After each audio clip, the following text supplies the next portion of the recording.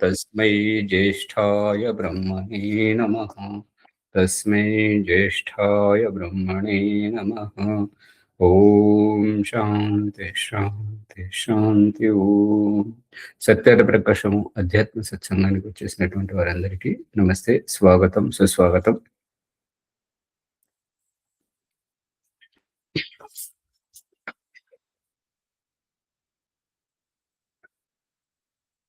సత్యత ప్రకాశం పంచమ సముల్లాసం 112వ పుటలో చూడండి.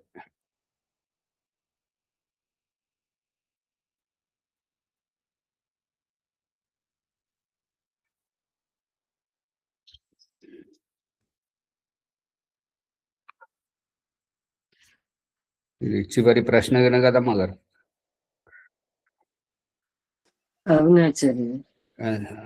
సన్యాసులు మాకు చేయవలసిన కర్తవ్యమీ లేవు. ఈ ప్రశ్న అయిపోయింది.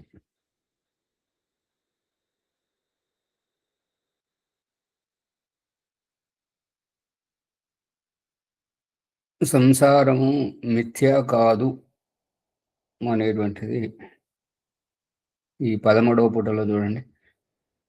శరీరాదులచే చేయు కర్మలన్నీ ఆత్మకు సంబంధించినవే, వాని ఫలముల అనుభవించున్నది ఆత్మయే.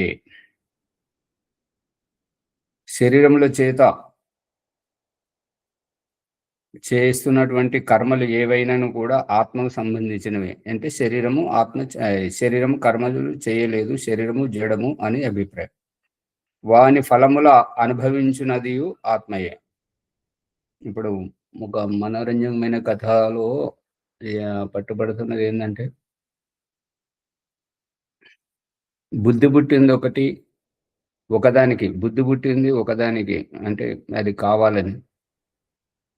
కనబడ్డది ఇంకొకరికి, వాసన వచ్చింది ఒకరికి, నడిపించింది ఒకరికి, తీసుకొచ్చింది ఒకరికి, నోట్లో పెట్టింది ఒకరు, తీసుకొచ్చి నోట్లో పెట్టింది ఒకరు, నమిలేటువంటిది ఒకరు, మింగేటువంటిది ఒకరు, నింపుకునేది ఇంకొకరు. కానీ పట్టుబడ్డ తర్వాత బాధతుంటే అనుభవించేది ఇంకొకరు. దేహము అవయవాలను చూపించి బుద్ధి పుట్టినటువంటిది. బుద్ధి ఎవరి బుద్ధి? నా బుద్ధి, ఆత్మబుద్ధి. ఎవరికి కనపడింది? నా కళ్ళకు కనపడింది.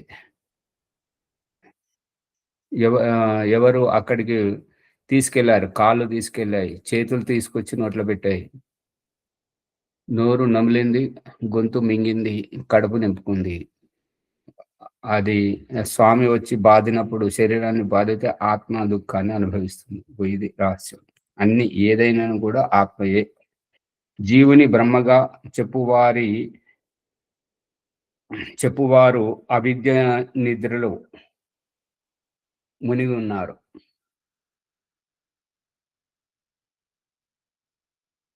జీవుని బ్రహ్మగా చెప్పేటువంటి వారు అవిద్యలో మునిగి ఉన్నారు. అవిద్య అంటే నిద్రలో ఉన్నటువంటి వారికి పక్కన ఏం జరుగుతుందో ఏది ఎట్లయితే గ్రహించరో అవిద్యలో ఉన్నటువంటి వారు సైతం ఆ విధంగానే ఉంటారు అని అభిప్రాయం.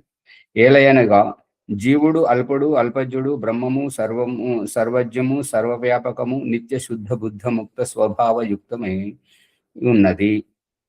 జీవుడు అల్పజ్ఞుడు అంటే ఏంటంటే ఏదో కొద్దిపాటికి సంతోషపడడం, ఏదో దొరికినంత వారికే ఎప్పటికప్పుడే.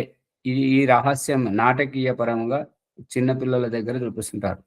వారికి ఏదైనా కావాలన్నప్పుడు ఒక వస్తువును అడుగుతారు, అది ఇచ్చిన తర్వాత దాంతో ఆడుకుంటారు. ఆ తర్వాత దాన్ని పక్కన పడేసి మళ్ళీ ఇంకోటి కావాలంటారు, మళ్ళీ దాన్ని పక్కన పడేసి మరొకటి కావాలనుకుంటారు. ఈ రకంగా అల్ప సంతోషం. ఇవ్వకపోతే ఏడుస్తారు, ఇస్తే తృప్తిగా ఆడుకుంటారు. దేనితోటి తృప్తి పడరు అనేటువంటిది అభిప్రాయం. పరమాత్మ సర్వజ్ఞం. తల్లిదండ్రులు పెద్ద విశాల దృష్టికోణం గలవారు. పరమేశ్వరుని యొక్క స్థానంలో తల్లిదండ్రులు ఉండి ఏదో పిల్లవాడు ఆడుకుంటున్నాడు అనేటువంటి ఆ పిల్లవాని చేష్టల పట్ల కూడా చులకన భావం. చిన్నవాడు కదా, పిల్లవాడు కదా అనే భావం. అదే బ్రహ్మాండంలో అయితే జీవుడు అల్పజుడు కాబట్టి అలా చేస్తాడు, అది అతని స్వభావము అని భగవంతుని యొక్క అభిప్రాయం. భగవంతుడు సర్వజ్ఞుడు అంటే సర్వము జ్ఞ సర్వజ్ఞ సర్వజ్ఞ జ్ఞ అంటే జ్ఞ అవబోధనే, తెలిసిన వాడు, ఎరిగిన వాడు, సర్వము తెలిసిన వాడు, సర్వ వ్యాపకుడు. వ్యాపకుడు అని అంటే వ్యాపించడం ఎలాంటిది అంటే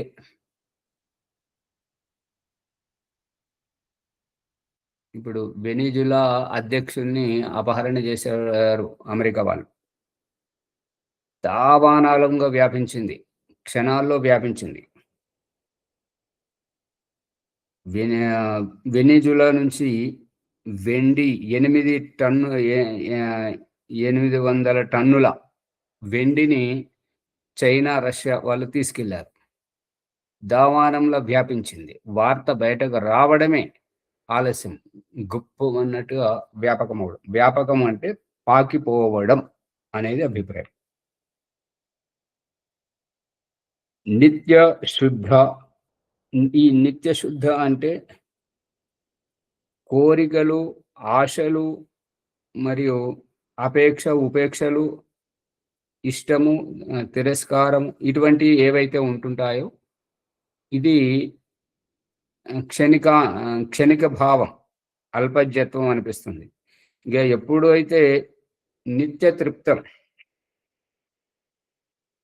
ఎప్పుడు తృప్తిగా ఉండేటువంటి వారికి ఎటువంటి ఆశలు, కోరికలు ఉండవు కాబట్టి ఆ పరమేశ్వరుడు నిత్య శుద్ధుడు. మరి అశుద్ధం ఎప్పుడు ఎవరుంటారు అంటే జీవుడు. ఆ కోరికలతోటి, ఆ భావాలతోటి, ఆ ఆశలతోటి, నెరవేరని వాటితోటి అసంతృప్తిగా ఉంటాడు. కాబట్టి తాపత్రయం చెంది కర్మగ్రస్తం అవుతుంటాడు. దేవుడైతేనేమో దేవుడైతేనేమో ఎప్పుడు నిత్య శుద్ధ స్వరూపుడు, ముక్త స్వరూపుడు. బుద్ధుడు ముక్త స్వభావుడు పరమేశ్వరుడు. ఈ యొక్క నిత్య శుద్ధ బుద్ధ ముక్త యుక్తమై ఉన్నది పరమేశ్వరునిలో. పరమేశ్వరుడు ఉన్నాడు అని ఉండాలి, ఉన్నది అని కాదు. స్వభావయుక్తమై ఉన్నది కాదు, ఉన్నాడు అంటే బాగుంటుంది. జీవుడు ఒకప్పుడు బుద్ధుడు, మరి ఒకప్పుడు ముక్తుడు అగుచున్నాడు. బద్ధుడు. జీవుడు ఒకప్పుడు దేహంలో బంధించబడుతున్నాడు, మరొకసారి ముక్తుడవుతున్నాడు. బ్రహ్మము సర్వవ్యాపకము, సర్వజ్ఞము అగుటచే బ్రహ్మమునకు భ్రమ కాని, అవిద్య కాని ఎన్నడూ కలగదు. బ్రహ్మ సర్వవ్యాపకం, జీవుడు ఏకదేశి కాబట్టే దేహములో లేడు కాబట్టి బంధించబడుతున్నాడు. ముక్తిలో లేడు కాబట్టి దేహాన్ని విడిచిపోతున్నాడు, ముక్తుడవుతున్నాడు, దేహముక్తుడవుతున్నాడు, జీవన్ముక్తుడవుతున్నాడు. కానీ బ్రహ్మము పరమాత్మ సర్వవ్యాపకం, అక్కడ ఉన్నాడు, ఇక్కడ ఉన్నాడు, బంధంలోనూ ఉన్నాడు, మోక్షంలోనూ ఉన్నాడు, అంతటా నిండి ఉన్నాడు. కాబట్టి అతడు వచ్చిపోయే ఆస్కారం అంటూ ఉండదు. జీవుడు బద్ధుడైనప్పుడే స్త్రీ దేహంలో ఏం జరుగుతుంటది, పురుష దేహంలో ఏం జరుగుతుంటది, ఈ నపుంసక దేహంలో ఏం జరుగుతుంది, పశుపక్షి ఏం జరుగుతుంటదని అక్కడికి వెళ్ళిన తర్వాత తెలుసుకుంటాడు. కానీ పరమేశ్వరుడు సర్వజ్ఞుడు కావటం వల్ల అంతా అతడు ఏది ఏమిటి అనేటువంటిది తెలుసుకొని ఉన్నాడు. అతనికి తెలుసుకోవాల్సింది ఏమీ లేదు. తెలియచేయాల్సినటువంటి వారు అతనికి భిన్నంగా మరొకరెవరు లేరు. బ్రహ్మమునకు అంటే పరమాత్మకు భ్రమ గాని, అవిద్య గాని ఎన్నడూ కలగదు. భ్రమ అనేటువంటిది ఏంటి అని అంటే అవునా కాదా అనేటువంటి సందేహం కలిగినప్పుడు దానికి సమాధానపరిచేటువంటి వ్యక్తి మరొకరు ఉండాలి. అవిద్య పరమాత్మలో లేదు. అవిద్య ఉన్నట్టయితే మరి విద్యను ప్రసాదించేవారు, జ్ఞానోదయం కలిగించేవారు మరొకరు ఉండాలి. అందరి ఆ పరమేశ్వరుడే ఈ వేదము ద్వారా జ్ఞానోదయాన్ని కలిగిస్తున్నాడు. అండపిండ బ్రహ్మాండాలన్నింటినీ సృష్టించి అభ్రపరుస్తున్నాడు. కాబట్టి అతనిలో అవిద్య అనేటువంటిది లేదు. జీవునికి ఒకప్పుడు అవిద్య మరి ఒకప్పుడు విద్యయు కలుగును. జీవుడు అల్పజ్ఞుడు కాబట్టి అవిద్య ఉన్నప్పుడే విద్య కోసం తాపత్రయం చెందుతుంటాడు. ఇక విద్య ఉన్నప్పుడు విద్యలో ఏ తృప్తి లేదు కాబట్టి అందుకే స్వర్గ సుఖాన్ని ఏవగించి ఈ భవబంధాల్లోకి జన్మ జరామరణ ఈ భవబంధాల్లోకి వచ్చాడు కాబట్టి అవిద్యగ్రస్తుడు అవుతున్నాడు. అవిద్య కాబట్టి విద్య కోసం తాపత్రయం, విద్య అయింది కాబట్టి ఇక ఈ భవబంధాల నుండి ముక్తిని పొందుతున్నాడు. ఇక్కడ వస్తే అక్కడికి, అక్కడ వస్తే ఇక్కడికి అనేటువంటిది జీవుడు నిరంతరంగా సంచరిస్తూ ఉంటాడు.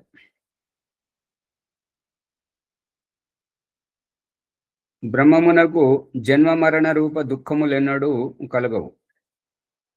జన్మ మరణము రూప దుఃఖములు కలగవు అనడానికి కారణం ఏంటిది? ప్రత్యక్షంగా చూపిస్తున్నాడు కదా. జన్మము చూపిస్తున్నాడు, మరణము చూపిస్తున్నాడు, దుఃఖము చూపిస్తున్నాడు. శ్రీకృష్ణుడే దేవుడు అనేవారు వారికి శ్రీకృష్ణుని జన్మను చూపించాడు, ఆ వెన్న దొంగతనం చేసినటువంటి ఆరోపణ చూపించాడు, వ్యాధుడు బాణం కొట్టితే కాలికి గాయమై ఆ గాయంతో చచ్చిపోయింది చూపించాడు. రాముడే దేవుడు అనుకునేటువంటి వారికి ఆ సంతానం కానటువంటి దశరథ కౌశల్యకు పుత్రకామేష్టి యజ్ఞంతో సంతానముగా లక్ష్మణులను పుట్టింపజేశాడు. ఆ తర్వాత పితృయాజ్య పరిపాలకుడుగా అతను వనవాసం వెళ్ళడం, మరి రామరావణ యుద్ధంతో అపహరించినటువంటి సీతమ్మను విడిపించుకొని తెచ్చుకోవడం, మళ్ళీ రాజసూయ యాగం చేయడం, ఆ తర్వాత లవకుశులతో యుద్ధం చేయడం, ఇవన్నీ చేయడానికి పూనుకొనడం, చివరికి మళ్ళీ ఆ సీతమ్మను అగ్ని పరీక్ష పెట్టడం చాకలు వాడన్న మాటతోటి, మళ్ళీ అడవిలో తీసుకెళ్ళి వదిలేయడం, ఇక చివరికి ఈ అంత అర్థం కాని సమస్యలతోటి సతమతమై బావిలో దూకి ఆత్మహత్య చేసుకోవడం, ఇవన్నీ చూపించాడు. దేవుడికి ఇవి ఉండవు, ఇవన్నీ జీవుడి యొక్క వ్యవహారాలు అనేటువంటిది అభిప్రాయం.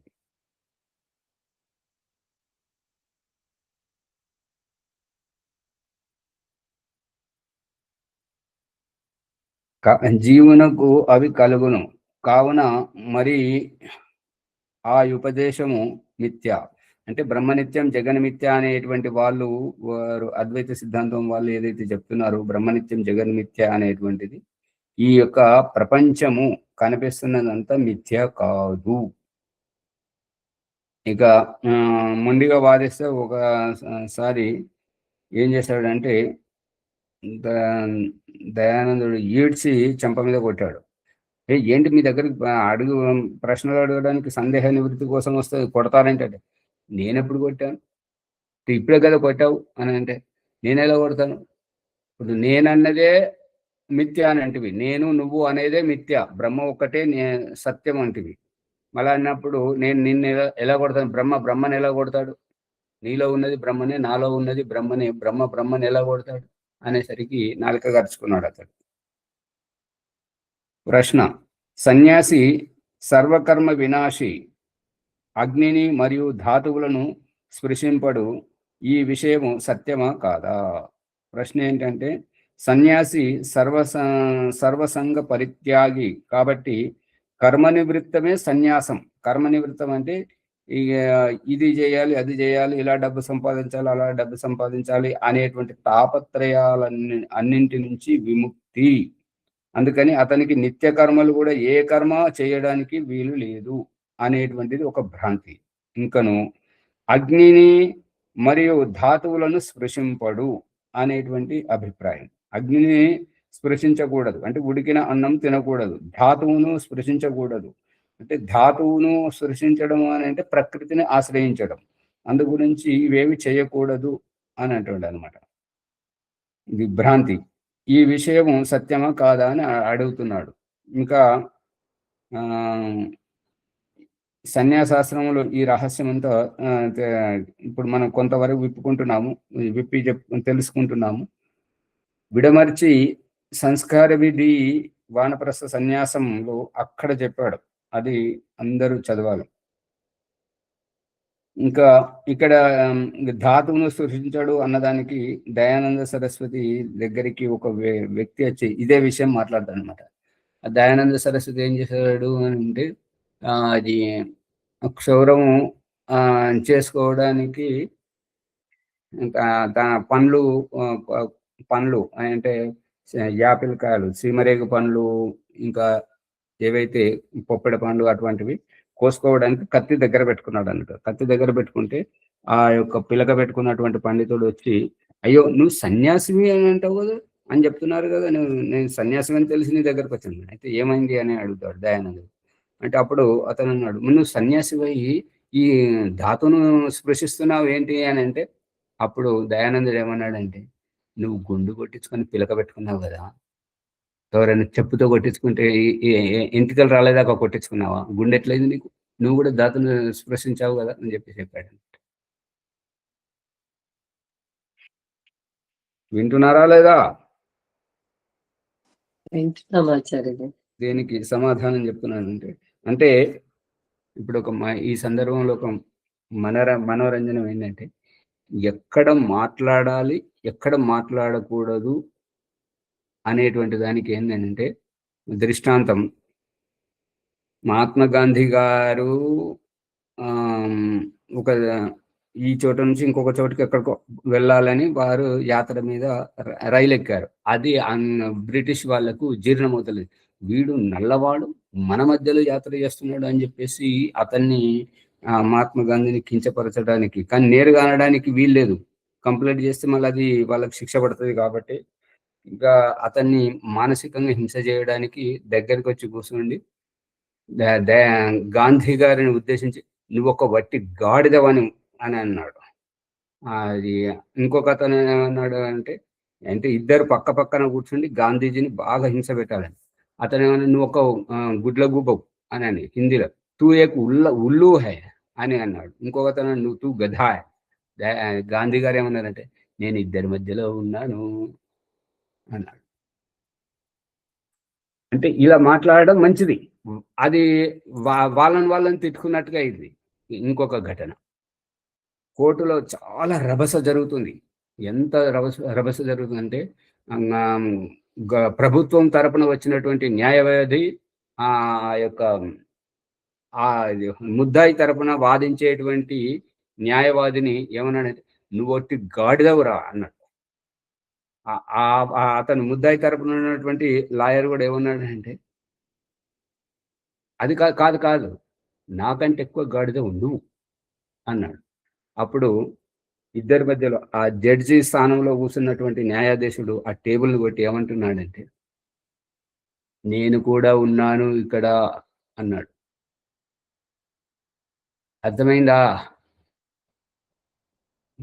ఏది అర్థం కాదు. కోర్టులో ఎలా అలా అక్కడ జడ్జి గారు మాట్లాడాల్సింది మాట్లాడకుండా మాట్లాడకూడని మాట్లాడండి కాబట్టి నేను కూడా గాడిదనే, నన్ను మీరిద్దరే అనుకుంటున్నారు గాడిదలని, నన్ను గాడిదగా లెక్కించట్లేదు అని అర్థం వస్తుంది.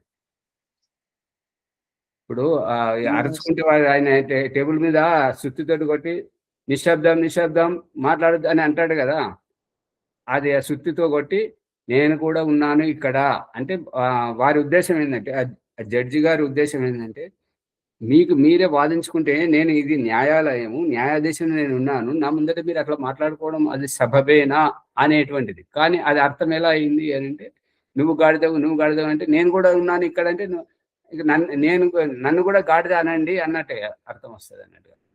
కానీ అది తీసుకోకూడదు ఇది తీసుకోవాలి అని అంటే అంత ఆలోచించినప్పుడే అది వస్తుంది లేకపోతే కాదు.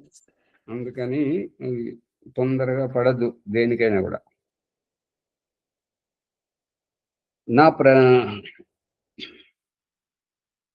దీనికి సమాధాన పరుస్తున్నాడు దయానంద సరస్వతి ఏంటంటే కాదు, సమ్యక్ నిత్యం ఆస్తే యస్మిన్ యద్వా సమ్యక్ న్యస్యంతి దుఃఖాని కర్మాని ఏన స సన్యాసః.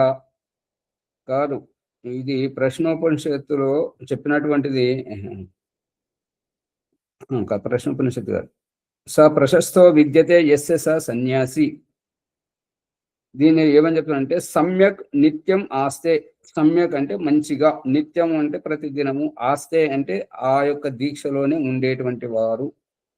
యస్మిన్ ఏ దీక్షలోనైతే, యద్వా సమ్యక్ న్యస్యంతి దేంట్లోనైతే పూర్తిగా లీనమై ఉంటుంటారో, దుఃఖాని కర్మాని ఏన సన్యాసగా ఏ సన్యాస దీక్షలో ఉంటే ఈ దుఃఖాలు, ఈ యొక్క కర్మలు వారికి అంటవు. అంటే ఏ కర్మ నివృత్తి గురించి అయితే, ఏ దుఃఖ నివృత్తి గురించి అయితే సన్యాసం తీసుకుంటూ ఉంటుంటారో దాంట్లో స ప్రశస్తో విద్యతే, అందులో ఉండి కర్మ సాక్షిభూతంగా ఉండడం, దుఃఖాలను లెక్క చేయకపోవడం, సుఖ దుఃఖాలకు అతీతంగా సాక్షిభూతంగా ఉండడం. ప్రశస్తో విద్యతే యస్య స సన్యాసి. ఈ రకంగా ప్రశస్తంగా గొప్పగా ఉండేటువంటి వారిని సన్యాసి అని అంటారు. బ్రహ్మమునందు అతని ఆజ్ఞలయందు నిత్యము స్థితమగుట. ఇంకా ఈశ్వరుడు ఏదైతే చెప్పిండో అది మాత్రమే అనుసరిస్తూ నిత్యం సంతోషంగా ఉండడం సన్యాసం అనబడుతుంది. దేని వలన దుష్ట కర్మముల త్యాగము చేయబడును. దేనివల్ల దుష్ట కర్మముల త్యాగం చేయబడును ఆ ఉత్తమ స్వభావము ఎవనిలో ఉండునో వాడు సన్యాసి అనబడును. ఇక ఈ రకంగా దుష్ట కర్మల త్యాగం చేస్తూ ఉత్తమ స్వభావం కలిగి ఉన్నటువంటి వారిని ఈ యొక్క సన్యాసి అంటుంటారు. సన్యాస దీక్ష తీసుకొని కూడా ఈ దుష్టి కర్మలు చేయడం, గాంజా, సుల్ప, బీడి, సిగరెట్ తాగడం, ఇటువంటివి చేసేటువంటి వారు, దొంగతనం చేసేటువంటి వారు, ఇవన్నీ చేయడం సన్యాస ధర్మానికి విరుద్ధము. ఇందు సుకర్మముల కర్తయు దుష్కర్మముల నాశకుడు అయిన వాడు సన్యాసి అనబడును. ఎవరైతే మంచి కర్మలకు కర్తగా అంటే తెలిసి చేయడం, దుష్కర్మముల నాశకుడునైన వాడు అంటే దుష్కర్మ ఇది తప్పు అనేటువంటిది తెలుసుకొని దూరం నుండే వదిలిపెట్టేటువంటి వాడు సన్యాసి అనబడతాడు.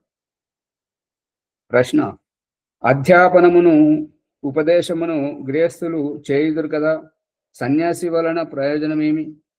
ఇప్పుడు వీళ్ళు వానప్రస్థం తీసుకొని గృహస్థులు వనమునకు వెళ్ళి గురుకులాలలో ఉపదేశం చేస్తుంటారు కదా, అధ్యాపనం చేస్తుంటారు కదా, మరి సన్యాస దీక్ష యొక్క అవసరం ఏమిటి, దాని ప్రయోజనం ఏంటని ప్రశ్నిస్తున్నాడు. దానికి సమాధానం చెప్తున్నాడు ఏంటంటే, సత్యోపదేశమును సర్వ ఆశ్రమవాసులు చేయవలెను, వినవలెను.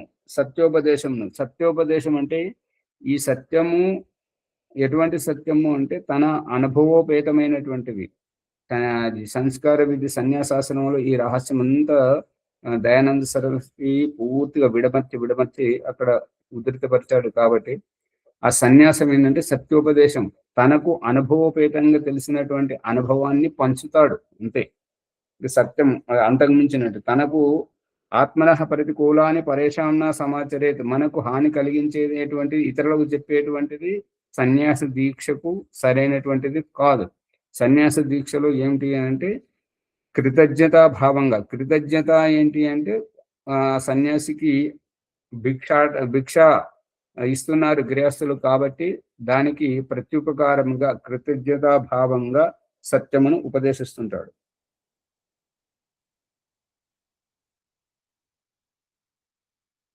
సర్వాశ్రమ వాసులు చేయవలెను. దీనిని సత్యోపదేశమును అన్ని ఆశ్రమం వాళ్ళు చేయాలి, కానీ చేయవలేను, వినవలేను. కానీ సన్యాసికి ఎంత అవకాశము నిష్పక్షపాతత ఉండునో అంత గృహస్థులకు ఉండదు. ఏంటంటే సన్యాసి సాధన చేసి అది ఎంతవరకు సత్యము అనేటువంటిది అనుభవపేతంగా తెలుసుకుంటాడు. గృహస్థులకు ఏంటంటే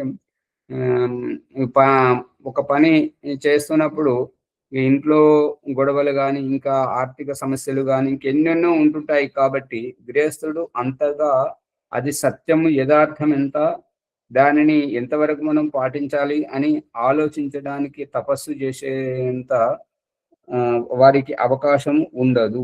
ఎందుకంటే ఈ గృహస్థ బాధ్యతలు ఉంటాయి కాబట్టి. సన్యాసికి ఏ బాధ్యతలు ఉండవు కాబట్టి ఇతడు లోతుగా ఆలోచిస్తుంటాడు. బ్రాహ్మణులైన వారు పురుషులకు, స్త్రీలకు సత్యోపదేశం చేయవలెను, చదివింపవలెను. ఇదియే వారి కర్తవ్యం. సన్యాసికి భ్రమణము చేయుటకెంత అవకాశము లభించును, గృహస్థ బ్రాహ్మణాదులకు అంత అవకాశం ఎన్నడూ లభింపదు. ఇప్పుడు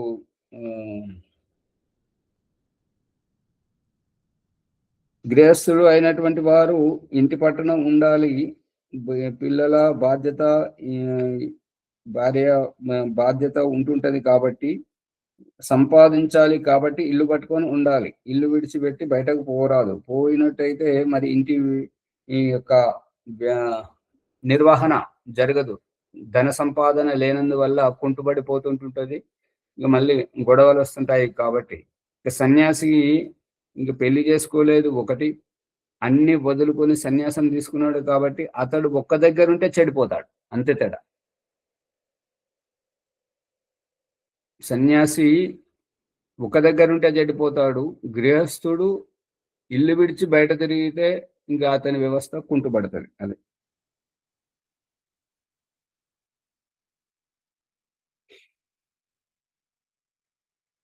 సన్యాసికి భ్రమణము చేయుట ఎంత అవకాశము లభించును, గృహస్థ బ్రాహ్మణాదులకు అంత అవకాశం ఎన్నడూ లభింపదు. బ్రాహ్మణాదులు వేద విరుద్ధముగా ఆచరించిన వారిని నియమించు వాడు సన్యాసియే అగును.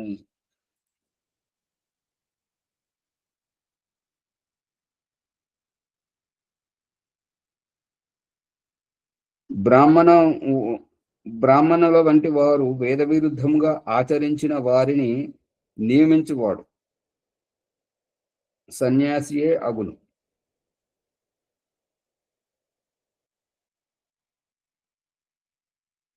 అదే ప్రతికూలంగా నడుచుకున్న వాళ్ళని సరైన మార్గంలో చూపించవచ్చు. నియమించువాడు అంటే విరుద్ధంగా నడిచేవారిని నియమించడం అంటే ఇది మంచిది కాదు అని చెప్పటమే ఆచార్యజీ.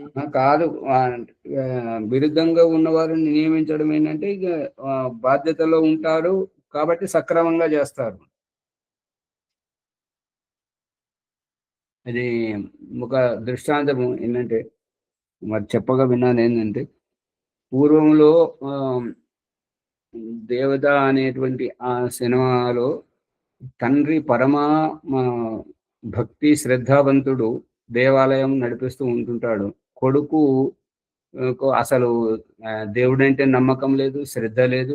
గుడికి అంటే ఎప్పుడో బలవంతంగా తండ్రి తీసుకుపోతే వస్తాడు కానీ అసలు గుడికే రాడు. అనుకోకుండా తండ్రి చనిపోతాడు.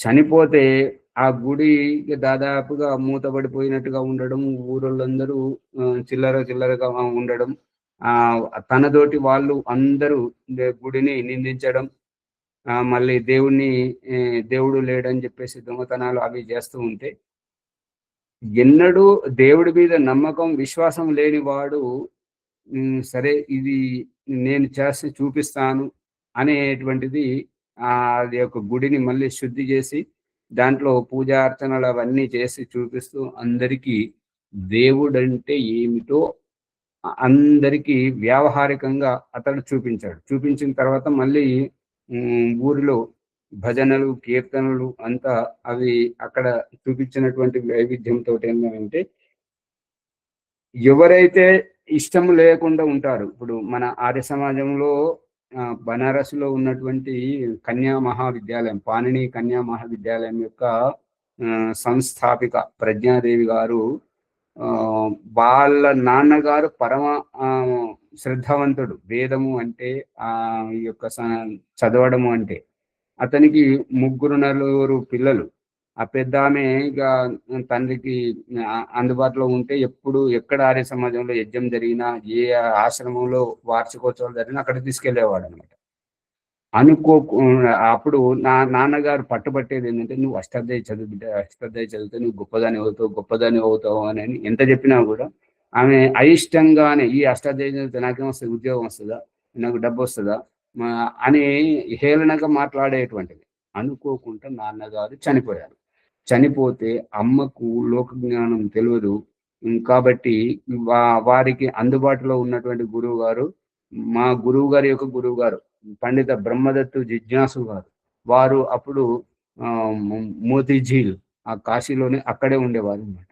అయితే వారి దగ్గరికి ఆ పిల్లలను తీసుకొచ్చి, గురువుగారు వీరు చనిపోయారు, మరి ఇప్పుడు నేను ఒంటరి దాన్ని, నాకు లోక జ్ఞానం లేదు, ఇప్పుడు మరి పిల్లలను నేను ఎట్లా చేయాలి, మీరు మార్గదర్శనం చేయండి అని అంటే ఆ యొక్క ఆమె భర్త బతికున్నప్పుడు, అంటే ఆ ప్రజ్ఞాదేవి యొక్క ఆ తండ్రి బతికున్నప్పుడు ఆయనను బలవంతంగా నువ్వు తిట్టుకున్నా సరే, ఏదైనా సరే నువ్వు అష్టాధ్యాయం చేయాలని చెప్పేసి కంఠస్థం చేపించారు.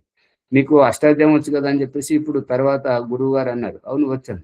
అంటే నువ్వు ఇట్లా చదువు చెప్పు, నువ్వు నా దగ్గర చదువుకో, అదే చదువు నువ్వు వేరే వాళ్ళకి చదివించు, ఈ రకంగా నీకు జీవనోపాధి ఉంటుంటది, అమ్మను ఆదుకున్నట్టుగా ఉంటుంటది, అది తమ్ముడిని చెల్లెళ్ళను కూడా వాళ్ళను చేరదీసినట్టు ఉంటది అని అంటే, ఇక ఆ రకంగా ఆమె దారిలోకి వచ్చి ఆమె చదువుకొని పాణిని కన్యా మహావిద్యాలయాన్ని నెలకొల్పగానే అక్కడికి వెళ్ళి ఈ యొక్క గురువు గారు మళ్ళీ ఇక్కడ బహల్గఢ్ హర్యానాకు వచ్చారనమాట. కాశీ నుండి హర్యానాకు వచ్చారు.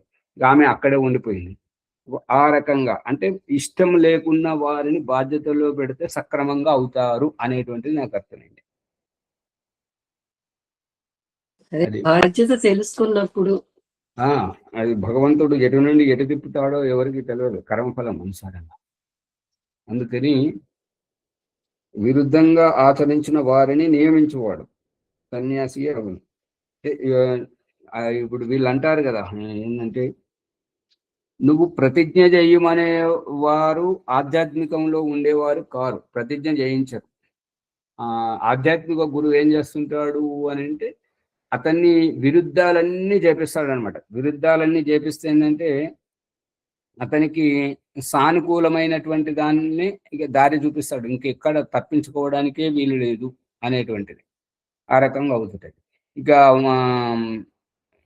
మిడిమిడి జ్ఞానం కలిగినటువంటి వారు గురువు దగ్గరికి రాగానే, లేదా గురువు మన ఇంటికి రాగానే వాళ్ళు ఏమంటారు, నువ్వు బీడి దాగనని ప్రమాణం చెయ్యి, నువ్వు సార దాగనని ప్రమాణం చెయ్యి. ఈ ప్రమాణం చేసేది ఏంటంటే ఇక అది గోడదుకుడు వ్యవహారం అనమాట, ఇష్టం లేని దాన్ని. ఆధ్యాత్మిక గురువు ఏం చేస్తుంటాడంటే, దగ్గరికి వెళ్ళగానే నువ్వు యోగా ధ్యానం నేర్చుకుంటానని అంటే, నీ కళలు ఎలా వస్తాయి చెప్పు అని అతనికి. ఇప్పుడు ఏంటంటే, చెడు చెడు చేసేవారికి మంచి గురించి తెలుస్తుంటది, మంచి గురించి ఆలోచిస్తుంటారు. మంచి పనులు చేసేవారు ఇక అప్పుడప్పుడు తప్పుడు పనులు గురించి చేస్తుంటారు, తప్పుడు పనులు కూడా చేస్తుంటారు అనేటువంటిది అభిప్రాయం. ఎవరైతే మంచిగా చేస్తుంటారో, మంచి తర్వాత వచ్చేది చెడు, చెడు చెడు చేసేవారు మంచి వైపుకు వస్తుంటారు అన్నట్టుగా. ఈ రకంగా మన చెడ్డ దారి నుండి వచ్చినటువంటి వారు మంచి దారికి వస్తే వాళ్ళకి తిరుగులేదు. కానీ మంచి పనులే చేస్తున్నటువంటి వారు అవకాశం దొరికినప్పుడు గోడ దూకుడు పని చేస్తుంటారు, తప్పుడు చేస్తుంటారు, జరిగిపోతుంటాయి. చీకటి తర్వాత వెలుతురు, వెలుతురు తర్వాత చీకటి, ఇక కష్టం తర్వాత సుఖం, సుఖం తర్వాత కష్టం, ఇవి నిరంతరంగా కొనసాగుతూనే ఉంటుంటాయి. కాబట్టి ఎవరు ఏ దారి గుండా వస్తున్నారో, ఇప్పుడు ఏంటంటే తల్లిదండ్రి మంచి ఆధ్యాత్మిక పరులే, వాళ్ళు చేస్తున్న సాధన చేస్తున్నారు, కానీ పిల్లలు చెప్తే వినట్లేదు అని అంటే కొంతమంది వింటారు, కొంతమంది వినరు. ఇప్పుడు విన్నటువంటి వారు ఏంటంటే, ఎవరైతే తదనుగుణంగా నడుచుకుంటారో వారు ఈ యొక్క కింది నుంచి పైకి ఎదుగుతున్నటువంటి వారు, కింది నుంచి పైకి అంటే ఈ భవబంధాల్లోంచి బయటకు రావడానికి తాపత్రయపడుతున్నటువంటి వాళ్ళు వింటారు. ఎందుకంటే వారికి కష్టం అంటే ఏంటో తెలుసు, దుఃఖం అంటే ఏంటో తెలుసు, శిక్ష అంటే ఏంటో తెలుసు, ఈ నపుంసకత్వం అంటే ఏంటో తెలుసు, స్త్రీత్వం అంటే ఏంటో తెలుసు, పశుపక్షులు, ఈ అంగభంగం, గుడ్డితనము, కుంటితనం అవన్నీ చూసుకొని వస్తున్నారు కాబట్టి వాళ్ళు పైకి ఎదుగుతుంటారు. ఎవరైతే పైనుంచి కిందికి దిగుతుంటారో, స్వర్గం నుండి వస్తుంటారో, వాళ్ళు కావాలనే తప్పులు చేస్తారు, వాళ్ళు కావాలనే ఇతరులను ఏడిపిస్తుంటారు, వాళ్ళు కావాలనే ఒకరిని చంపేస్తారు, ఒకరిని ఒక పశువును చంపుతారు, ఒకటి కూలగొడుతుంటారు. ఈ యొక్క విధ్వంసంలో వారికి ఆనందం వస్తుంటది. వాళ్ళకి ఎంత చెప్పినా అర్థం కాదు. అది రహస్యం. అర్థమవుతుందా?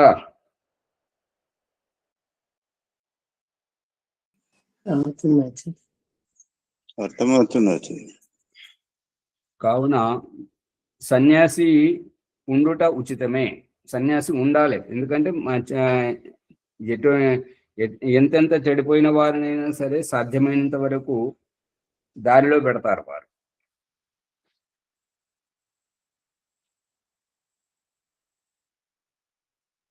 ప్రశ్న: ఏకరాత్రిం వసేద్గ్రామే నారద పరివ్రజకోపనిషత్. నారద పరివ్రజకోపనిషత్తులో ఇలా రాసింది ఏంటంటే, ఏకరాత్రిం వసేద్గ్రామే, గ్రామంలో ఒకే రాత్రి ఉండాలి సన్యాసి అయినటువంటి వాడు. ఇటువంటి వచనములచే సన్యాసి ఒక చోట ఒక రాత్రి మాత్రమే ఉండవలేను, అధిక నివాసం చేయకూడదు కదా అని ప్రశ్నకర్త యొక్క అభిప్రాయం. దానికి సమాధానం చెప్తున్నది ఏంటంటే, ఇది కొలది అంశములందు బాగుగానే ఉన్నది. అంటే ఎప్పుడైతే యవ్వనంలో ఉన్నప్పుడు సాధన చేయనప్పుడు ఈ గ్రామంలో ఉండడం సరైనటువంటిది కాదు. అది సాధన చేయడానికి ఏకాంతంలోకి వెళ్ళిపోవాలి. ఇంతవరకు అయితే బాగానే ఉంది. ఏలయనగా ఒక చోటనే ఉండుటచే జగత్తునకు ఉపకారము అధికముగా కలుగజాలదు. ఒకవేళ అతడు మంచి సన్యాసి జ్ఞానవంతుడైతే ఒకే దగ్గర ఉంటే అక్కడి వారికే తెలుసు. అందుకే దయానంద సరస్వతిని ప్రజలు ఏమని కోరారు అంటే, స్వామి మీరు చెప్పేటువంటి అమృత వచనాలు మమ్మల్ని కడిగి వేస్తున్నాయి, మాకు మంచి జ్ఞానోదయం అవుతుంది, కానీ ఏమి ఉపయోగం? మీ ముందు మీరున్నప్పుడే మీ ముందుకు వస్తున్నాం, వింటున్నాం. మీరు వేరే ఊరు వెళ్ళిపోతే మేము వినజాలం. మరి ఇవి ఇంకా దూరంగా ఉన్నటువంటి అమెరికా లాంటి దేశాల వారికి అవి లభించలేవు. కాబట్టి మా సవినయ వినమ్ర ప్రార్థన ఏంటంటే, మీరు చెప్పేటి విషయాలను లిపిబద్ధము చేయండి, పుస్తక రూపంలో ఉంటే అత్యంత ఎక్కువగా ఉపకారం జరుగుతుంది, ఎంతో మందికి మేలు జరుగుతుందని చెప్పేసి వాళ్ళు అడగడం వల్ల ఆ రహస్యాన్ని సంస్కార విధి భూమికలో మొదటి వాక్యం అదే ఉంది. చూడండి.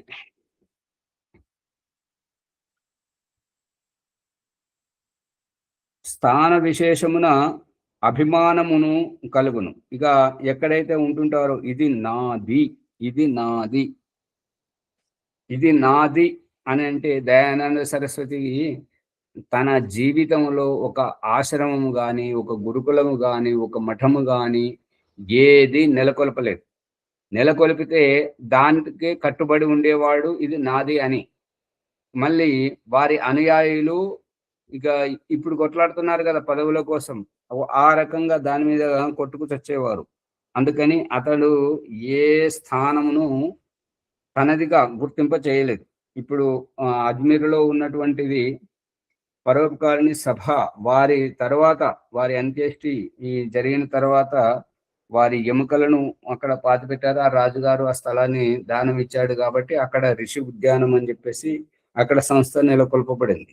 ఉదయపూర్లో ఉన్నది అక్కడ స్వామి దయానంద సరస్వతి. ఇప్పుడు మనం చదువుతున్న సత్యార ప్రకాశం రాసింది ఆ ఉదయపూర్లోనే. ఈ రకంగా జ్ఞాపకార్థం మనం తర్వాత ఏర్పాటు చేసుకున్నవే కానీ దయానంద సరస్వతి ఎటువంటి సంస్థను నెలకొల్పలేదు. చెరైవైతి నిరంతరంగా సంచరిస్తూనే తన జీవితం గడిపాడు. కానీ స్థాన విశేషమున అభిమానం కలుగును. ఇది నాది, ఇది మా స్వామిది, ఇది ఆర్య సమాజంది అని కొట్లాడుతుంటారు కదా. ఇప్పుడు సార్వదేశికానికి నలుగురు కొట్లాడి అందరు పోయారు, ఇప్పుడు ఇద్దరు ఉన్నారు. ఈ రకంగా గొడవలు అవుతుంటాయి. రాగద్వేషములను అధికములు అవుతుంటాయి. కానీ ఒక చోట ఉండినందున విశేషోపకారము ఉండవచ్చును. అంటే ఒక చోట ఉన్నప్పుడు విశేష ఉపకారము ఉండవచ్చు, కానీ ఎక్కువగా అది జనసామాన్యానికి ఉపయోగపడదు. జనక మహారాజు నొద్ద 4 మాసముల వరకు పంచశిఖాదులను సంవత్సరముల కొలది ఇతర సన్యాసులను నివసించుచుండిరి. ఈ జనక మహారాజు అతని వద్ద ఈ యొక్క 4 మాసముల వరకు పంచశిఖాచార్యులు సంవత్సరముల కొలది ఇతర సన్యాసులు నివసించుచుండిరి. ఒకచోట ఉండరాదను విషయము నేటి పాషండులైన సంప్రదాయకులు కల్పించిరి. అంటే ఈ రకంగా ఉన్నారు కదా వాళ్ళు, 4 మాసములు సంవత్సరములు ఉన్నారు కదా. మళ్ళీ విరజానంద దండి గారు కూడా ఒక రాజు దగ్గర ఒక దేశానికి వెళితే అతను ఏమన్నాడంటే, ఆ రాజు, మీరు మా దగ్గరికి రాండి స్వామి, అక్కడ బాగుంటుంటది, మీకు తోటలో ఏర్పాటు చేస్తానంటే, నా దగ్గర నేను మీ దగ్గరికి రావాలంటే నువ్వు నా దగ్గరికి వచ్చి చదువుకోవాలి, మనుస్మృతి వంటి శాస్త్రాలు, వేద శాస్త్రాలను చదువుతా అంటేనే వస్తాను అని చెప్పేసి. మళ్ళీ దయానంద సరస్వతి కూడా ఎవరి ఏ పట్టణానికి వెళ్ళినా, ఏ ప్రాంతానికి వెళ్ళినా కూడా రాజుల దగ్గరే ఉన్నాడు. దాదాపు నెల రోజులు, 15 రోజులు, 10 రోజులు, ఎంత వీలైతే అంత ఉన్నాడు. ఈ విషయాన్ని గమనించాలి. అందుకని ఈ సన్యాసి ఒక దగ్గర ఉండకూడదు అనేటువంటిది ఈ పాఖండులు, అంటే ఈ యొక్క సరి అయినటువంటి భావజాలం లేనటువంటి వాళ్ళు వీరు కల్పించినటువంటిది. లోతుగా ఆలోచించాలి, వెనక ముందు ఆలోచించాలి. ఏలయనగా సన్యాసి ఒక చోట అధికంగా ఉండినా తమ పాషండత ఖండితమై వృద్ధి నొందదు. అంటే ఇక ఆ స్థానంతో ఇది నాది, ఇది నా స్థానము అనేటువంటిది, అటువంటి అభిమానం ఏర్పడుతుంటది కాబట్టి ఆత్మికోన్నతి జరగదు అనేది అభిప్రాయం.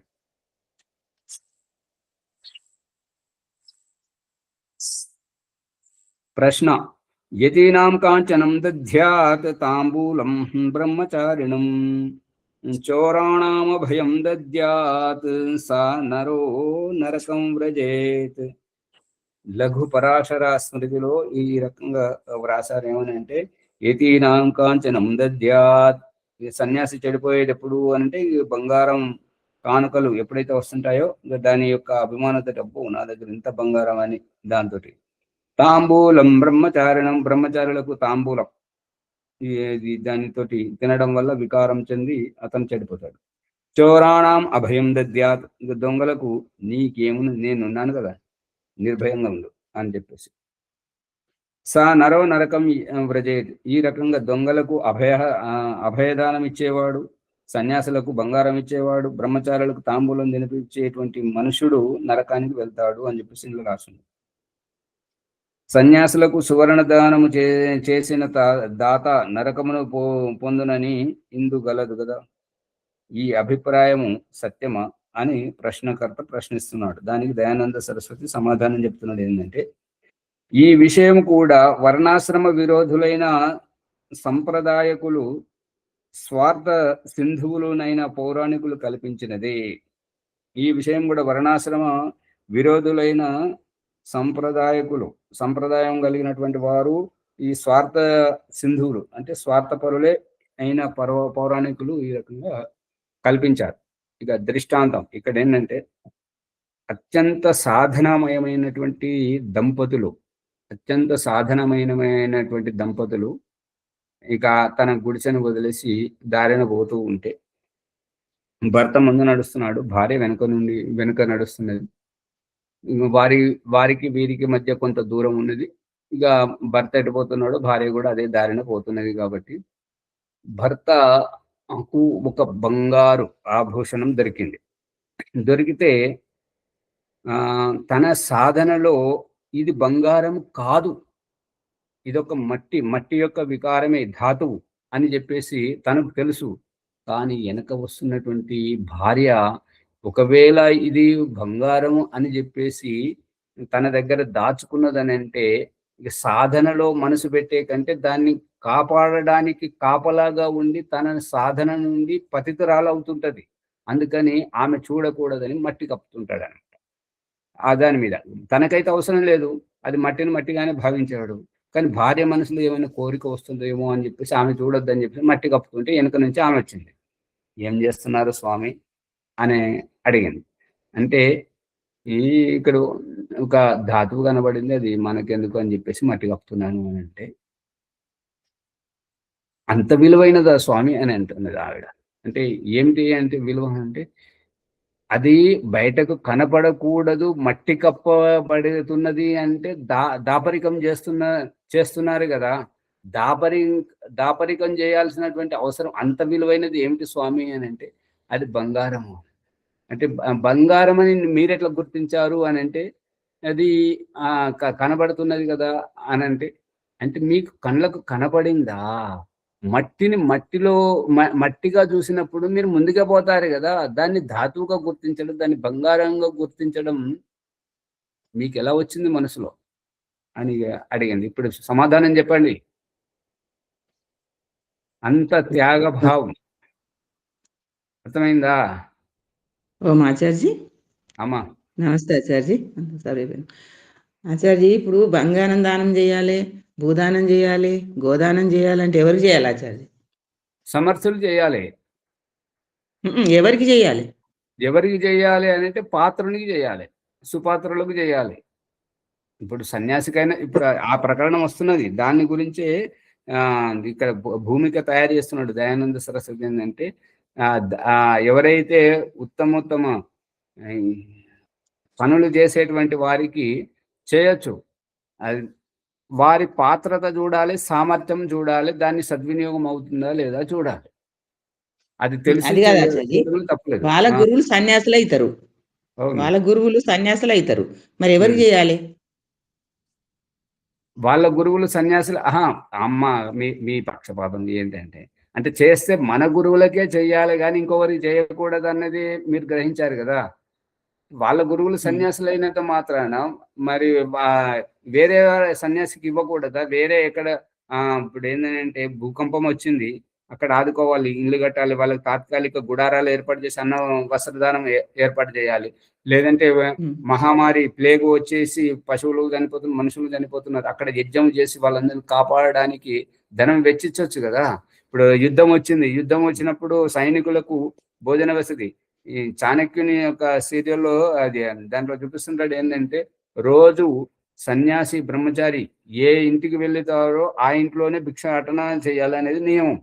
అక్కడ ఒక అమ్మగారి దగ్గరికి వెళ్ళి భవతి భిక్షాందేహి అని అంటే ఆవిడ భిక్ష తీసుకొని రోజు వచ్చినట్టుగానే ఆ భిక్ష తీసుకొని వస్తే అప్పుడు బ్రహ్మచారి ఏమంటాడంటే, అమ్మ ఇవాళటి నుంచి ఈ భిక్ష సరిపోదమ్మా అంటాడు. ఏమైంది బిడ్డ, ఎవరు వచ్చారు? అతిథులు ఎవరైనా వచ్చారంటే, అతిథులు రాలేదమ్మా. అలక్షేంద్రుడు మన దేశం మీదికి దౌర్జన్యంగా వచ్చి మన దేశాన్ని పరాక్రాంతం చేస్తూ ఉంటే, ఆక్రమించుకుంటూ ఉంటే, ఆ యొక్క అలక్షేంద్రునితోటి యుద్ధం చేయడానికి మన సైనికులు పోరాడుతున్నారమ్మా. పోరాడే వారికి మరి అన్నం తినడానికి వాళ్ళ ఇళ్లలోకి పోలేరు కదా. మరి వారు యుద్ధం చేసిన దగ్గరికి మనం అన్నము అందిస్తే వాళ్ళు నిశ్చింతగా ఉండి దేశం కోసం కొట్లాడతారు కదా అని అంటే, అవునా బిడ్డ, నువ్వు ఇలా రా అని ఇంటికి తీసుకెళ్ళి నువ్వు ఎప్పుడు ఎంత కావాలో ఏమాత్రం సంకోచించకుండా తీసుకెళ్ళు.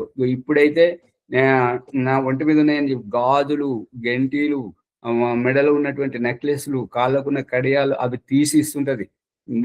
మన దేశం ముందు నిలబడాలి అని చెప్పేసి భిక్ష ఇవ్వడానికి ఎంత ఉత్తమంగా వాళ్ళు చేస్తున్నారంటే అది చూస్తే కళ్ళలో నీళ్ళు వస్తుంటాయి. అప్పుడు మన వాళ్ళకే ఇవ్వాలి, మన గురువుకే ఇవ్వాలి అనేటువంటిది కాదక్కడ, దేశం కోసం. అంటే అవసరానికి అనుగుణంగా పాత్రతను, సమయం, సందర్భం, ఉచితం అనుచితం వ్యవస్థను చూసి. అర్థమైంది అమ్మగారు? దుర్వినియోగం కాని చోట వినియోగించాలి. అది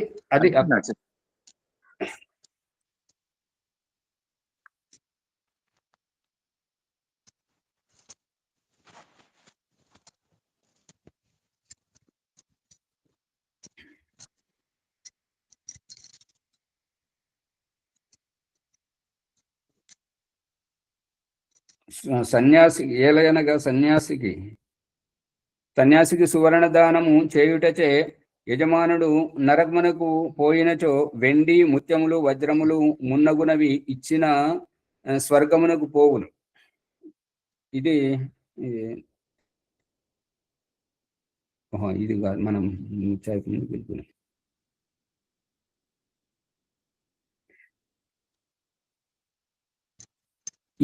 ఈ విషయం కూడా వర్ణాశ్రమ విరోధులైన సంప్రదాయకులు, స్వార్థ సింధువులనైన పౌరాణికులు కల్పించినది అని చెప్తున్నాడు అనమాట. అయితే ఇక్కడ చెప్పాల్సినటువంటివి ఏంటి, ఓం ప్రకాష్ చెప్పిన దృష్టాంతం యొక్క అభిప్రాయం ఏంటంటే, నువ్వు ధనమును ధనముగా, ఆభూషణాలను ఆభూషణముగా, ఈ సంపదను సంపదగా నువ్వు గుర్తించావు అంటే నీ సన్యాస ధర్మములు నీది పరిపక్వం కావట్లేదు, నువ్వు ఆధ్యాత్మికంలో ముందుకు వెళ్ళట్లేదు.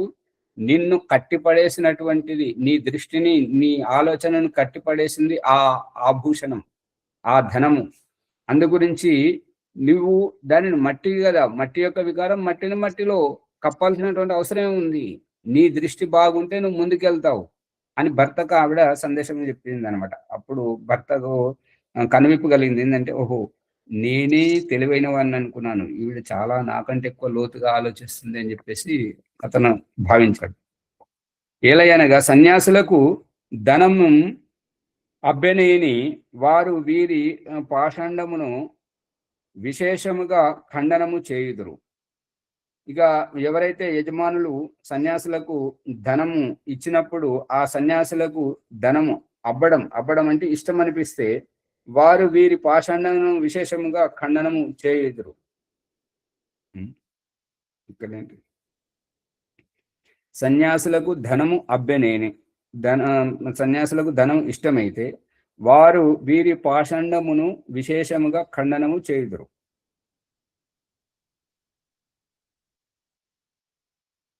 అంటే ఏంటంటే, ధనము ఇవ్వడము వల్ల నువ్వు ఇప్పుడు దయానంద సరస్వతి అభిప్రాయం, లవంగాలు తీసుకొని పోతే విరజానందం దగ్గరికి, అప్పుడు విరజానందుడు చాలా మానసికంగా బాధపడి, దయానందు, నువ్వు నన్ను ఇంతకే అర్థం చేసుకున్నావా, ఈ భౌతిక పరమైనటువంటి ఈ లవంగాల వరకే సంతోషపడతానని చెప్పేసి నన్ను ఇంత చిన్న చూపు చూసావా అనేటువంటి అభిప్రాయంతో దయానందుని ఖండించాడు అనమాట. ఈ భౌతిక ద్రవ్యం కాదు అని ఆ ఖండించడమే. ఈ రకంగా ఎవరైతే సరి అయినటువంటి సన్యాసులు ఉంటుంటారో, జ్ఞానవంతులు ఉంటారో, వారికి డబ్బు ఇచ్చినప్పుడు ఈ డబ్బుతో నన్ను, ఇప్పుడు రాజమణమ్మ గారి భాషలో చెప్తుంటే, ఈ డబ్బుతో నన్ను ఇతడు తృప్తిపరచాలని చూస్తున్నాడు అని గ్రహించినటువంటి సన్యాసి వీరి పాషండమును విశేషముగా ఖండనము చేయుదురు. అంటే ఎవరైతే ఆ యజమానుడు ఎన్ని తప్పులు చేసినా ఇక మనం ధనం ఇస్తున్నాం కదా అని చెప్పేసి మనల్ని చూసి చూడకుండా పోతారు అని అనుకున్నారనమాట. ఇప్పుడు ఇక్కడ ఓం ప్రకాష్కు ఈ దుద్దేలలో జరిగింది అదే. ఏంటంటే, సత్యముగా చెప్పడం వల్ల ఏంటి పరిస్థితి వచ్చిందనమాట. ఆశ్రమే విడిచిపెట్టుకోవాల్సినటువంటి పరిస్థితి అది ఆ రకంగా. కానీ కావాలని తప్పైతే చేయలేదు. సరైనటువంటి మంచి జ్ఞానోదయం కలిగిస్తామని చెప్తే వాళ్ళు విద్యను గ్రహించలేక అలా అవుతుంది. సరే, విడిచిపెట్టండి. అట్లని కాదాచార్య, తప్పులు చేస్తే చూడకుండా పోవాలని కాదు, దానమే కదా, అదే దాని గురించి అడిగిన నేను, అంతే. మీరు మాట్లాడుతున్నటువంటి విషయం 11వ సముల్లాసంలో వస్తున్నది అనమాట. దొంగతనం చేసినటువంటి వాళ్ళు జైనులు వాళ్ళ మహావీర స్వామికి తీసుకెళ్లి దానం ఇస్తుంటారు కదా. అక్కడ సత్యమును, విద్యను గ్రహించాలి. ఇక ఈ సన్యాసులు వాళ్ళ యొక్క పాషండం అంటే తప్పుడు వ్యవహారమును ఖండనం ఎందుకు చేస్తుంటారు అంటే, సన్యాసులు వారు సరైనటువంటి దిశలో ఉండాలి. గురువు దగ్గర జ్ఞానాన్ని ఆశించాలి కానీ ధనమును ఇటువంటివి ఆశించకూడదు. ధనంతో తృప్తి చేయడానికి ప్రయత్నించడం, ధనమే ఇష్టపడడం, అక్కడ విద్య ఉండదు అనేది అభిప్రాయం. విద్య ఉన్న చోట డబ్బు అవసరం లేదు. అవసరాలు తీర్చినప్పుడు వాళ్ళు ముందుకెళ్ళిపోతుంటారు సాధనలో. ఇక డబ్బుకు కట్టుబడి నాకు ఇంత కావాలి, నాకు ఇంత బ్యాంక్ బ్యాలెన్స్ కావాలి, ఇది కావాలి, అది కావాలని చూసేటువంటి వాళ్ళు ఆగమైపోతుంటారు. అందువలన వారికి హాని కలుగును. సన్యాసులు వారి అధీనములో ఉండరు. డబ్బు ఇచ్చినటువంటి వాళ్ళు, దానం చేసినటువంటి వాళ్ళు వాళ్ళ అధీనంలో ఉండమని అంటే ఉండరు. వాళ్ళ సాధనలో నిరంతరంగా వెళ్ళిపోతుంటారు. మీరు ఇచ్చినా సరే, ఇవ్వకున్నా సరే అనేటువంటి దృష్టికోణంతో ఉంటుంటారు. మరియు భిక్షాది వ్యవహారములు వారి అధీనమున ఉన్నచో సన్యాసులు భయపడుచుందరు. ఇప్పుడు వీళ్ళ ఇంట్లో మంచి భిక్ష దొరుకుతుంది, ఈ ఇల్లును వదలదు అని అంటారు. ఇప్పుడు దీంట్లో మనోరంజనం ఏంటంటే, ఈ యొక్క గుళ్ళ దగ్గర, రైల్వే స్టేషన్ల దగ్గర భిక్షాటన అడుక్కుంటుంటారు కదా, భిక్షాటనతో జీవిస్తుంటారు కదా, వాళ్ళ పిల్లలకు పెళ్లిళ్ళు చేసేటప్పుడు, కూతురికి పెళ్లి చేసేటప్పుడు వాళ్ళు మాట్లాడుకుంటారు అన్నమాట పెళ్లి చూపులలో. ఏమనేదంటే మరి మీ బిడ్డని పెళ్లి చేసుకొని నాకేమిస్తాము అని అంటే, నీకేం కావాలి అని అంటే, నాకు పలానా గుడికాడ నాకు అవకాశం ఇవ్వు. అక్కడికి అటువైపు నువ్వు రావద్దు. అంటే ఆ గుడికాడ నేనే అడుక్కుంటాను. నువ్వు అడుక్కోవద్దు. వెలుగుతుందా లేదా? అర్థమైంది ఆచార్య. అది. అంటే వాళ్ళ వరకట్నంగా అట్లా ఇసుకుంటారన్నట్టుగా. పలానా గుడి దగ్గర ఎక్కువ నీకు భిక్ష వస్తుంటది కదా! అక్కడ చాలా సంపాదన ఉన్నది కదా! అది నాకు కట్నంగా ఇచ్చేయి. అదే వాళ్ళ స్థిరాస్తి అది అని వాళ్ళ అభిప్రాయం. అట్లా.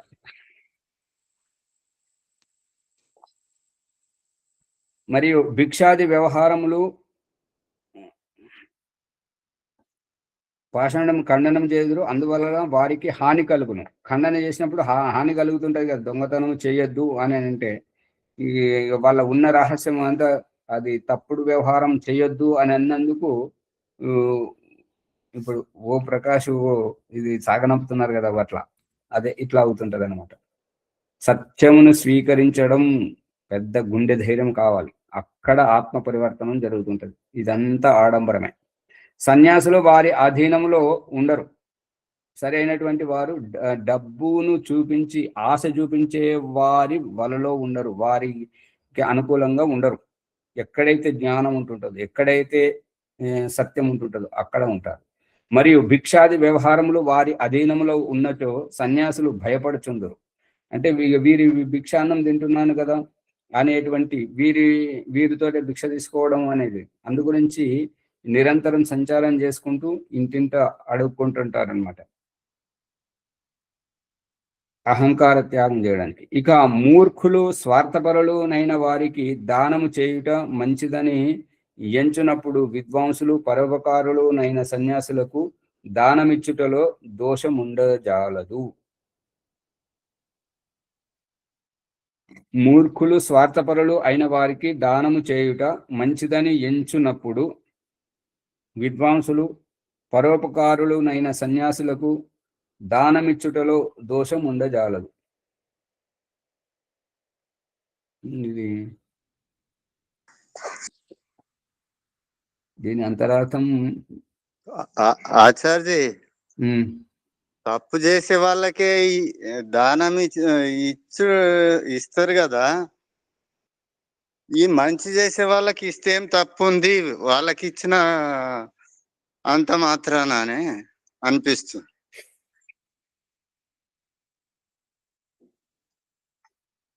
అచ్చా అంటే అదే సరైంది. ఇప్పుడు ఎవరెవరు దొంగతనం చేసే వారికి వీరికి మీరు దాన ధర్మాలు చేస్తుంటారు కదా, మీరు అది అయ్యా ధర్మం చేయండి అని చెప్పేసి అడుక్కొని మనం ఆ దగ్గర అడుక్కున్న పైసలతోటి వాళ్ళు సార తాగుతుంటారు. అది సార తాగి అది రాత్రిపూట సందులలో ఉండి దారి దోపిడీ చేస్తుంటారు కదా. అటువంటి వాళ్ళకే ఇస్తున్నప్పుడు ఈ సాధువులకు సన్యాసులకు ఎందుకు ఇవ్వకూడదు? ఇవ్వడం మంచిదే కదా. చూడండి దీనికి ప్రమాణం. వివిధాని చ రత్నాని వివిక్తేషూపపాదయేత్ మనుస్మృతి. నానా ప్రకారములకు రత్న సువర్ణము వంటి ధనములు వివిక్తులకు అంటే విశేషంగా వైరాగ్యం పొందినటువంటి వారికి సన్యాసులకు ఇయ్యవలయును. కావున పై శ్లోకము అనర్థకము. ఏది యతీనాం కాంచనం దద్యాత్ తాంబూలం బ్రహ్మచారిణం చోరాణం అభయం దద్యాత్ అనేటువంటి ఈ శ్లోకం అనర్థకము, వ్యర్థము. ఏలయనగా సన్యాసికి సువర్ణ దానము చేయుటచే యజమానుడు నరకమునకు పోయినచో వెండి ముత్యములు వజ్రములు మున్నగునవి ఇచ్చిన స్వర్గమునకు పోవుననే అర్థం వస్తుంది కదా.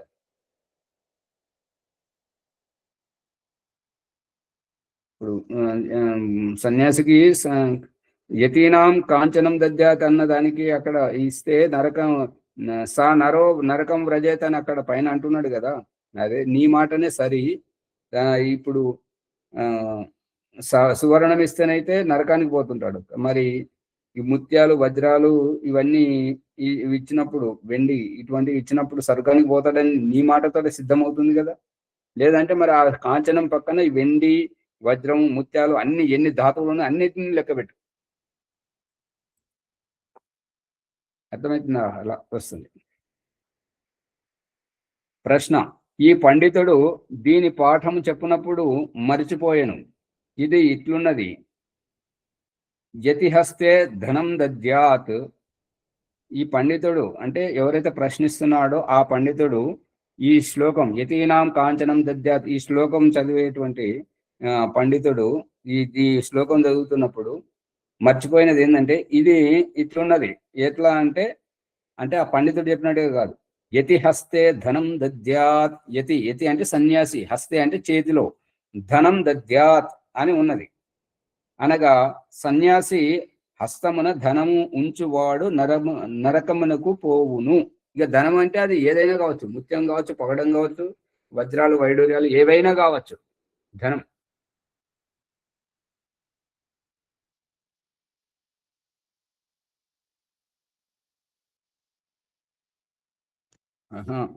ఆ కాలంలో ఉండొద్దని రాసిండేమో స్వామీజీ, గాని ఈ కాలంలో ఉండవలసిందే ఆచార్య. మరి ఇది ప్రశ్నకర్త సన్యాది ఎవరు మనుస్మృతిని దాన్ని ఖండించి చెప్తున్నాడు అనమాట. దానికి దయానంద సరస్వతి సమాధానం ఏం చెప్తున్నాడు అంటే, ఈ వచనము కూడా అవిద్వాంసుని కపోల కల్పనయే. ఏలయనగా హస్తమున ధనము నుంచిన దాత నరకమునకు పోవును, పాదాలపై ఉంచినను లేక మూటగట్టి ఇచ్చినను స్వర్గమునకు పోవును. కాబట్టి ఇప్పుడు సన్యాసుల దగ్గరికి పోతే ఇప్పుడు గణపతి సచ్చిదానంద కానీ, ఈ జిఆర్ స్వామి కానీ, చిన్న జిఆర్ స్వామి, వీళ్ళ దగ్గరికి వీళ్ళకు చేతికి ఇవ్వరు, కాళ్ళ దగ్గర పెడతారు. ఇదే దీని ఆనవాయితే.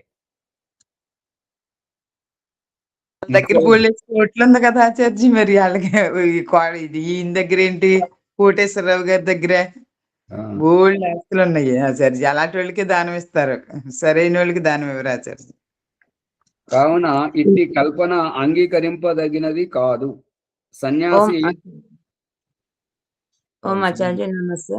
కాళ్ళ దగ్గర ఎందుకు పెట్టాలి ఆచార్య? మరి చేతికి చేతికి ఇవ్వకూడదు కదా. సన్యాసి అయిన వారు చేతితో ముట్టుకోరు కదా, ముట్టుకోవద్దు కదా. అది అభిప్రాయం. అసలు సరైనదే కాదు కదా. సన్యాసి చేతితో ముట్టుకుంటే తప్పు, అట్లా అందుకని తీసుకోవడం వల్ల తప్పు కాదన్నట్టు.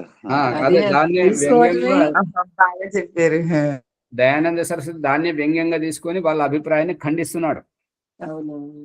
సన్యాసి తన యోగక్షేమముల కంటే అధికముగా ధనమును ఉంచుకొనిన చోరాదులు అంటే దొంగల వలన పీడితుడు, మోహితుడు అగుననుట నిజము.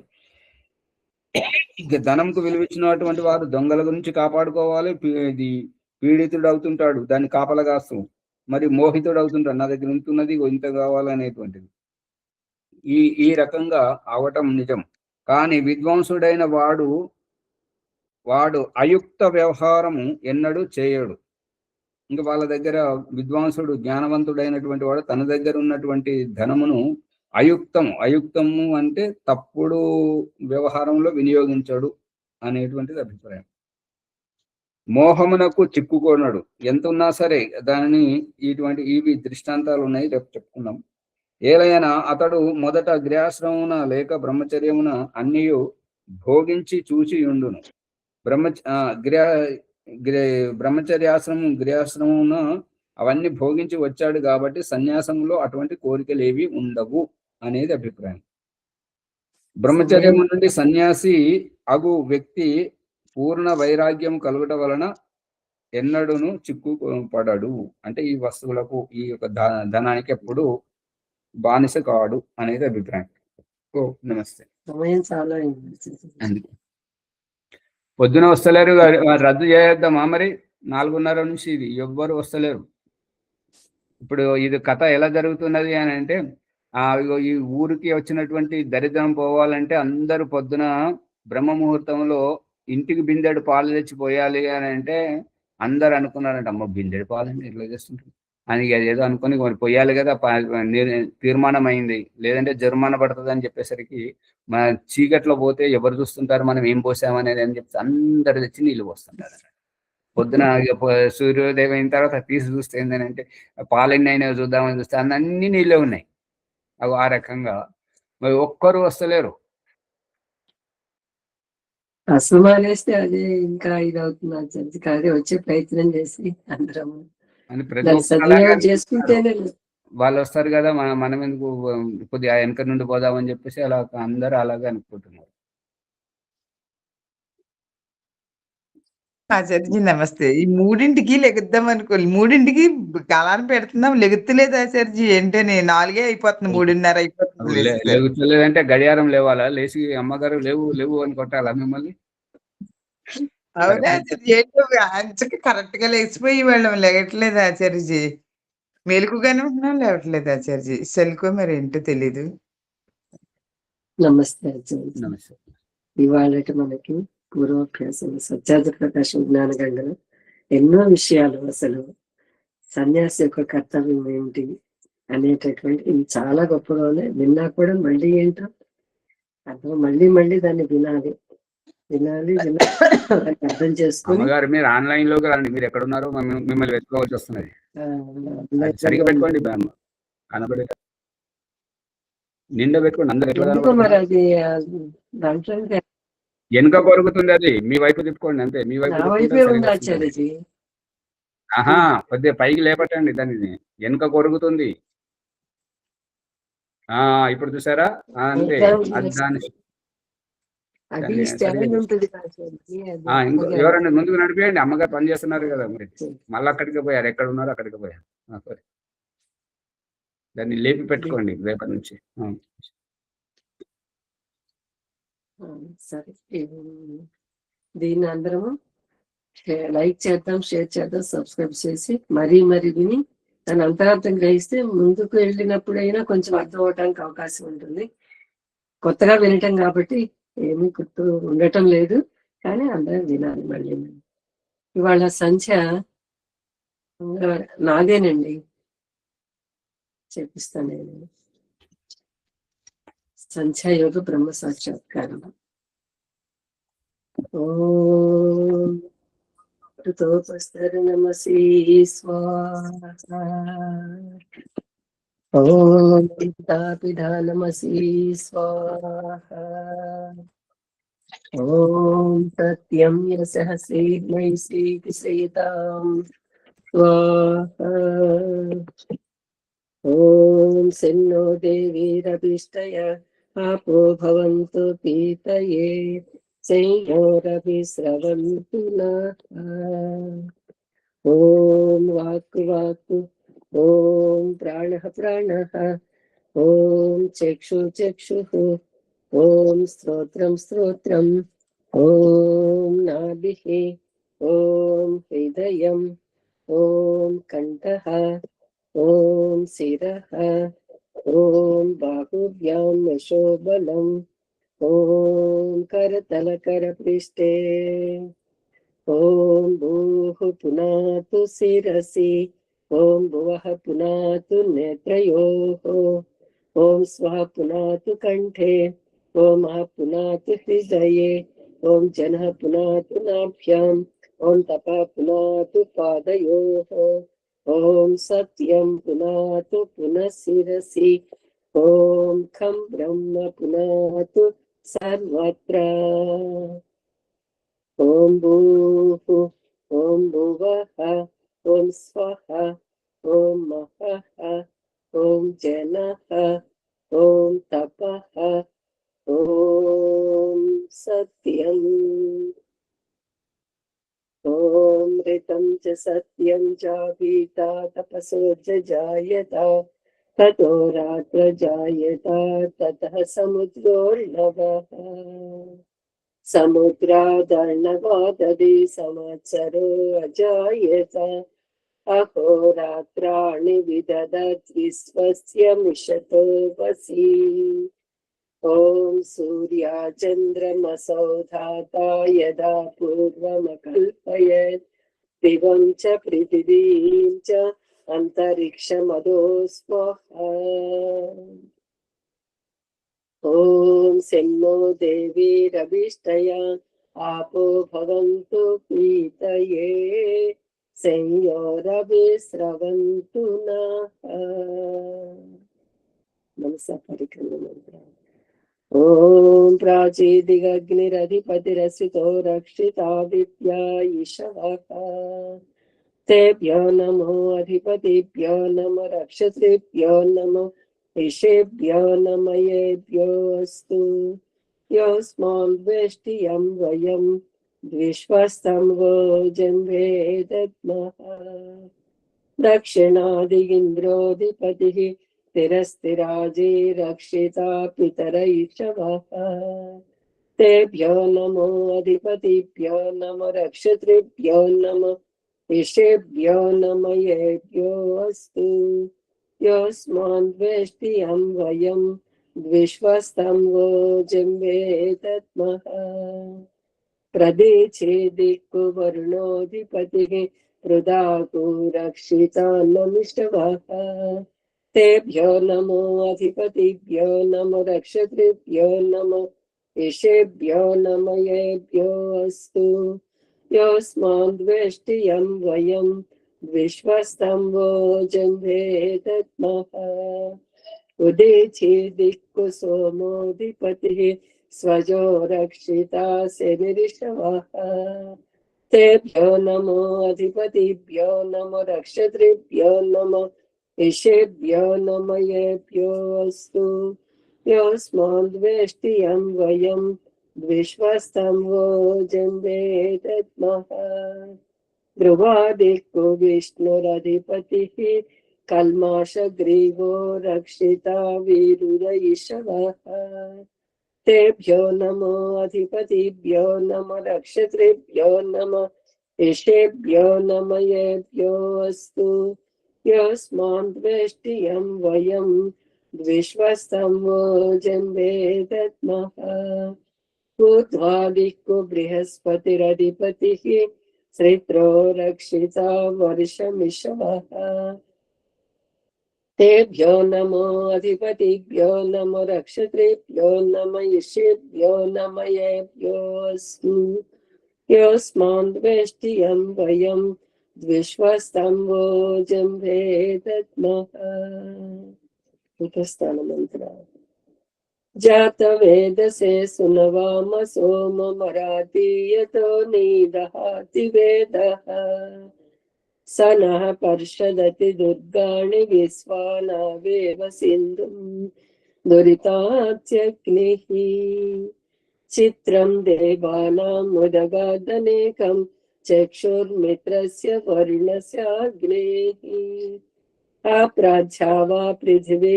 अन्तरिक्षं सूर्यात्मा जगतस्तश्नुषश्च उदुत्यं जातवेदसं देवं वहन्ति केतवः दृशे विश्वाय सूर्यम् उद्वयं तमसस्परिस्वाहा पश्यन्त उत्तरं देवं देवत्रा सूर्यमगन्म ज्योतिरुत्तमम् प्रायश्चित्तमन्त्रम् तच्चक्षुर्देवहितं पुरस्तात् शुक्रमुच्चरत् पश्येम शरदस्यतं जीवेम शरदस्यतं शृणुयाम शरदस्यतं प्रब्रवाम शरदस्यतं अदीनाः स्याम शरदस्यतं भूयस्य शरदस्यतात् ॐ शन्नो देवीरभिष्टय आपो भवन्तु पीतये संयोरभिस्रवन्तु नः गायत्री मंत्रम् ॐ भूर्भुवस्वः तत्सवितुर्वरेण्यं भर्गो देवस्य धीमहि धियो यो नः प्रचोदयात् హే జగదీశ్వర దయానిధి మీ అనంత కృప వల్ల మేము చేస్తున్న జప ఉపాసన అది కర్మముల మూలమున ధర్మ అర్థ కామ మోక్షముల వెళ్ళి చతుర్విధ పురుషార్థముల సిద్ధిని ఈ జన్మయందే సంప్రాప్తించుకున్నట్లు అనుగ్రహించుగాక. ఓం నమ శంభవాయ చ మయ భవాయ చ నమ శంకరాయ చ మయస్కరాయ చ నమ శివాయ చ శివతరాయ చ. ఓం సిన్నో దేవి రవిష్టయ आपो भवन्तु पीतये संयोरभिस्रवन्तु नः। इति ब्रह्मयज्ञं समाप्तम्। शान्ति। ओम जैविक शांति के अंतरिक्षम शांति पृथ्वी शांति आपः शांति औषधय शांति वनस्पतय शांति विश्वे देवाः शांति ब्रह्म शांति सर्वं शांति शांतिरेव शांति सा मां शांतिरेधि। ओम शांति शांति శాంతి. ధన్యవాదాలు ఆచార్య, నాకు అవకాశం ఇచ్చినందుకు. నమస్తే ఆచార్య, సర్వేభ్యో నమో నమః. ఓం నమస్తే ఆచార్య, సర్వేభ్యో నమో నమః. నమస్తే ఆచార్య, సర్వేభ్యో నమో నమః. భాగ్యలక్ష్మి గారు ఉన్నారా? ఓం ఆచార్య, సర్వేభ్యో నమో నమః ఆచార్య. నమస్తే అమ్మ, ఉండండి.